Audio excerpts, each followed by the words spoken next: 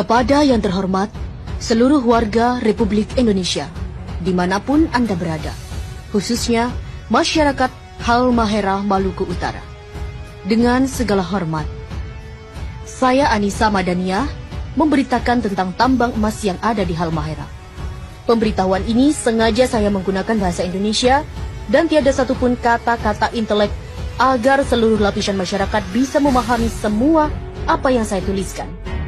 Perlu kalian ketahui bahwa tambang emas yang paling terbesar di seluruh Indonesia tempatnya bukan di Papua, tapi tempatnya berada di Halmahera, Maluku Utara. Tambang emas itu milik negara kita. Artinya, emas itu hanya milik negara. Bukan berarti tambang itu milik pemerintah setempat atau bukan milik pribadi pemerintah pusat. Kini tambang emas itu telah diberikan oleh Luhut Binsar Panjaitan dan Jokowi kepada pengusaha asing yang berasal dari negara Cina dengan dana investasi sebesar 70 triliun 200 miliar rupiah pada tanggal 3 Juli 2017. Selama ini, alasan mereka bahwa tambang-tambang itu hanya untuk kesejahteraan rakyat, tapi kata-kata itu adalah pembodohan atau kata-kata bohong.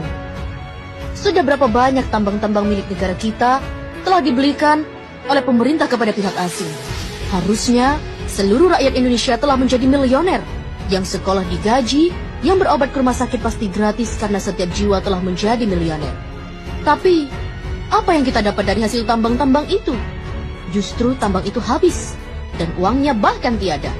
Malahan, rakyat Indonesia semakin miskin saja. Para pemimpin Indonesia, semuanya orang-orang buangan. Mereka hanya tumpukan-tumpukan sampah tanpa ilmu pengetahuan, lalu mereka menjadi manifest atau pencari jabatan di negeri ini dengan jalan sogok dan suap. Manifest ini menghalalkan segala cara untuk memperoleh jabatan. Ada menggunakan sistem suap, mengelabui rakyat dengan berkampanye dan saling menjatuhkan saingan-saingannya di saat kampanye. Mereka ini orang-orang yang mengaku beriman kepada Allah, tetapi mereka ini para pelanggar firman-firman yang telah dibuat oleh Allah di dalam kitab suci Al-Quran. Bahkan, mereka-mereka ini tidak menguasai ilmu pengetahuan dasar dan mirisnya adalah gelar mereka dapat dari hasil membeli atau menebus di sebuah universitas. Sehingga mereka membuat kerusakan pada negeri ini. Bahkan, mereka pun sangat berani merusak bumi ini.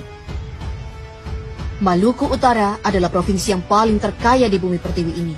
Akan tetapi, warganya dimiskinkan secara sengaja. Wahai saudaraku, ketahuilah oleh dirimu bahwa Maluku Utara adalah provinsi termiskin se-Indonesia karena pemerintah pusat dan gubernur daripada serta wali kota Maluku Utara yang sengaja memiskinkan warga di sana. Karena Halmahera mengandung batu bara, nikel, tembaga, biji besi, gas, minyak, emas, dan lain-lain. Tambang emas di Halmahera potensinya lebih dari 5 kali lipat dari tambang emas yang ada di Papua milik Freeport. Tambang emas di Halmahera dirampok secara legal melalui pemerintah pusat, dan tambang itu dirampok oleh PT Nusa Halmahera Minerals dan PT Sanatova. Lokasi tambang tersebut di kota Tidore dikuasai oleh PT Satanova di Kecamatan Obat Tengah dan diberi jatah eksploitasi seluas 9.000 hektar. Dan potensi emas nggak bisa ditebak karena emas betat itu sangatlah banyak jumlahnya. Di bagian selatan Gosowong, Maluku Utara, dikelola oleh PT Nusantara Nusa Halmahera Mineral. Pada tahun 2016, mereka berhasil mengantongi emas seberat 10 ton. Di Pulau Bacan, di Obi dan di Kiowa. Ketiga lokasi ini, pasca pelantikan Gubernur DKI dan pasca pelantikan Gubernur Maluku, akan diberikan secara lelang pada pengusaha yang bermodal sangat besar. Ketiga lokasi ini belum dikelola, lokasi ini berpotensi logam emas yang sangat melimpah ruah. Jika hasil tambang emas itu dibagikan kepada seluruh rakyat Maluku, maka provinsi akan menjadi nomor 1 terkaya di seluruh dunia. Tambang emas ini rencananya pasca pelantikan gubernur akan dilelang kepada pihak asing. Siapapun keluar sebagai lelang, maka dialah yang menjadi si penguasa tambang itu. Presiden, Wapres, Menteri, KPK, BIN, MPR, DPR, Gubernur hanya mampu menghabiskan seluruh tambang-tambang yang ada di seluruh wilayah NKRI.